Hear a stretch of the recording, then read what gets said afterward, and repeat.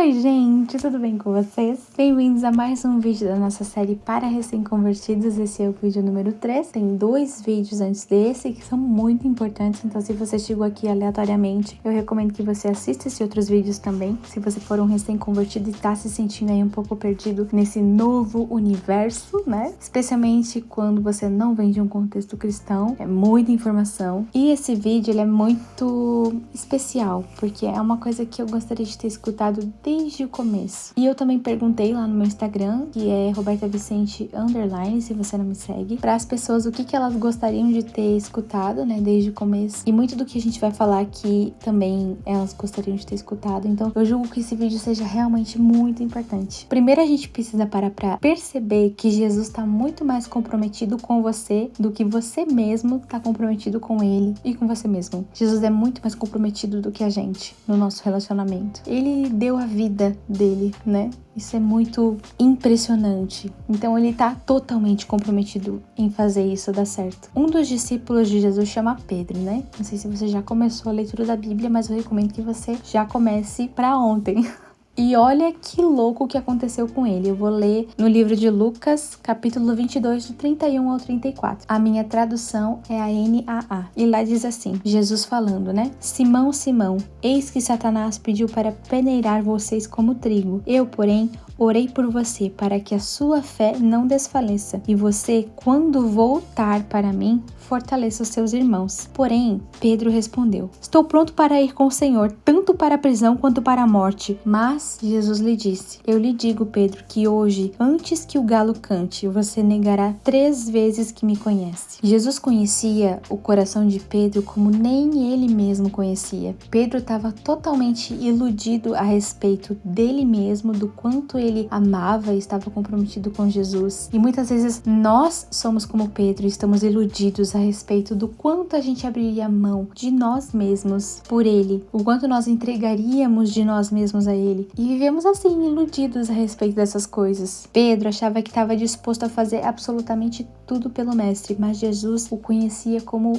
ninguém, como nem Pedro conhecia a si mesmo. Quando Jesus chamou Pedro, ele sabia que ele ia negá-lo lá na frente. Isso é muito incrível. Quando Jesus escolheu e chamou Pedro, ele sabia que quando ele morresse, ele ia dizer, não, nem conheço ele. E quando Jesus te chama agora, aqui, ele sabe de toda a sua trajetória, desde antes até daqui que você está conhecendo ele em diante. Ele sabe que em algum momento, ele sabe o que vai acontecer. Eu não sei o que vai acontecer, você não sabe o que vai acontecer. No seu coração você diz pra si mesmo, não, eu vou querer isso pra sempre, eu vou querer isso pro resto da minha vida, eu quero Jesus pro resto da minha vida. Mas ele sabe e conhece o seu coração. E o mesmo amor que ele derrama sobre você aqui e agora, e você sente nesse momento, é o amor que vai te amar nos momentos escuros e nos vales que você passar ao longo da sua jornada cristã. Ele é onisciente, sabe de absolutamente tudo o que vai acontecer daqui pra frente. E eu fico muito emocionada quando eu falo sobre isso. Eu tô dizendo isso porque nesse vídeo a gente vai conversar um pouco sobre santidade, arrependimento, viver de acordo com a palavra. O que é viver de acordo com a palavra? Sobre mudar de vida, os impactos disso no nosso jeito de levar a nossa vida, né? Eu me lembro de quando eu conheci Jesus, eu queria buscar assim desesperadamente o que era errado pra eu parar de fazer essas coisas que eram erradas. Porque eu queria agradar ele tanto, de todo o coração, e eu ouvia muito das pessoas dentro da minha casa, dizendo assim, ó, você sempre desistiu de tudo que você começou. Você vai desistir disso. Você tem certeza que você quer tomar essas decisões drásticas agora? Porque um dia você pode se arrepender disso que você tá fazendo. E eu lembro de duvidar de mim mesma e falar assim, ó, será que eu realmente tô fazendo a escolha certa? Será que eu não vou me arrepender de largar tanta coisa? Porque eu larguei muita coisa quando eu conheci Jesus. Eu precisei deixar muita coisa pra trás. E a gente precisa deixar muitos hábitos, muitas pessoas, muitos relacionamentos pra viver um amor em plenitude com Jesus. E aí eu me lembro de ouvir essas coisas das pessoas e ficar assim, será que eu sei fazer isso? Mas o que eu sinto agora é que eu devo e que eu posso e que Jesus vai me ajudar. E aí tomei essas decisões firmes e hoje, olhando 7 anos pra trás, eu não me arrependo de nenhuma das escolhas que eu fiz, nenhuma das coisas que eu deixei de fazer. E eu sei que o que me sustentou até aqui não foi a minha convicção, mas o amor que Jesus sentia por mim, mesmo nos meus momentos difíceis. Porque apesar de ter tido uma conversão conversão,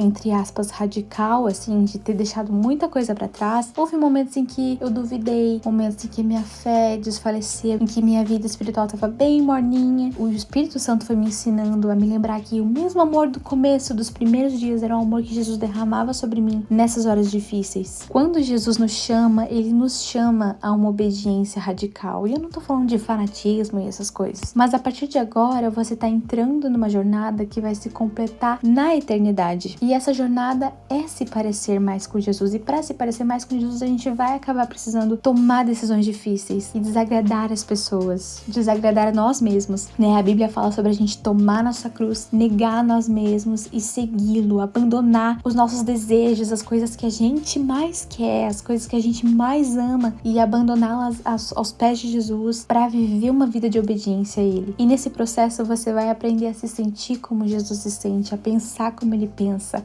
a amar como Ele ama, a agir como Ele age. Só que essa jornada não vai ser repleta de vitórias. Eu não falo isso falando pra você vai errar, você vai pecar. Isso é presumível porque você tem uma natureza pecaminosa. Eu tenho uma natureza pecaminosa. Em algum momento isso vai acontecer e é muito difícil de lidar com essa possibilidade. Mas é uma possibilidade muito real. E somente com a ajuda dele a gente vai conseguir superar essas coisas. Por isso, nesses momentos difíceis, lembra dele, corre pra ele, não se esconde dele. Ele não vai estar lá te olhando com olhos de não acredito que você está fazendo isso. Até porque, como a gente já conversou, ele conhece você mais do que você mesmo. E nessa hora, o mesmo amor que ele te ama é o que ele vai te amar nesses momentos difíceis. Lendo a Bíblia, você vai aprender o que desagrada a Deus. O Espírito Santo vai ministrar no seu coração, eu tenho certeza, porque ele sempre faz isso. Aquilo que precisa ser mudado, deixado de lado, as prioridades sendo realinhadas no seu coração. E ele vai trazer a você e ao seu coração arrependimento. Mas o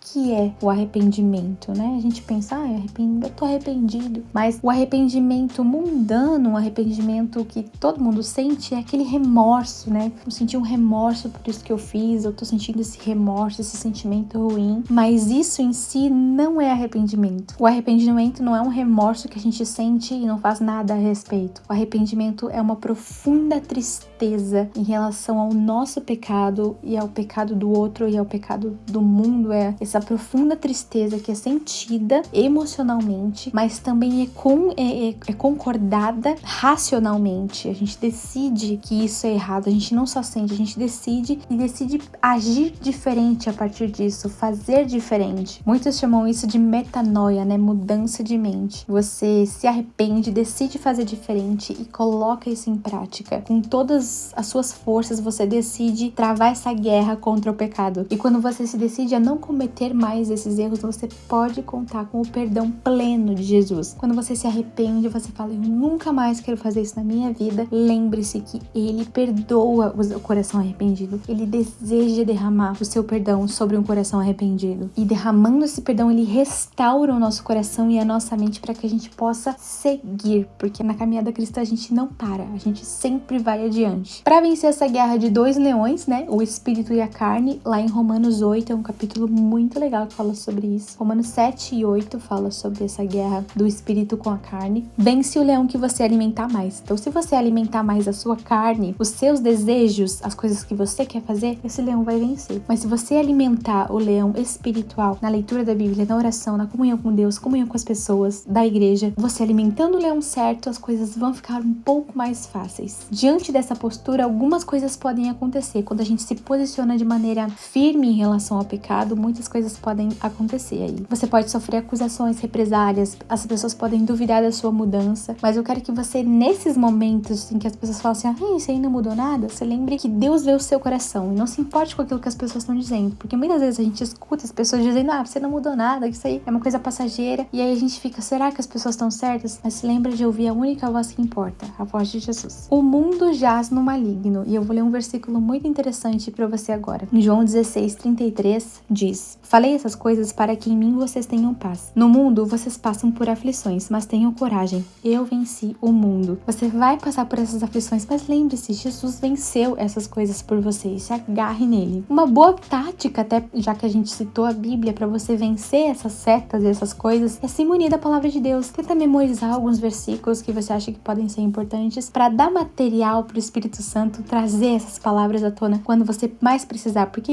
o Espírito Santo gosta muito de fazer isso. Se a gente tem alguma coisa memorizada no nosso coração, guardando a lei no nosso coração, ele traz ela à tona nos momentos que a gente mais precisa, e isso é incrível. Você dá material para que o Espírito Santo use a palavra de Deus para falar com você nessas horas. Quando eu me pus em pé e me posicionei diante da minha fé, eu sofri algumas represálias, especialmente dentro da minha casa. Eu gravei um podcast uma vez, eu vou colocar aqui, aí Vitor, tu coloca no lado certo.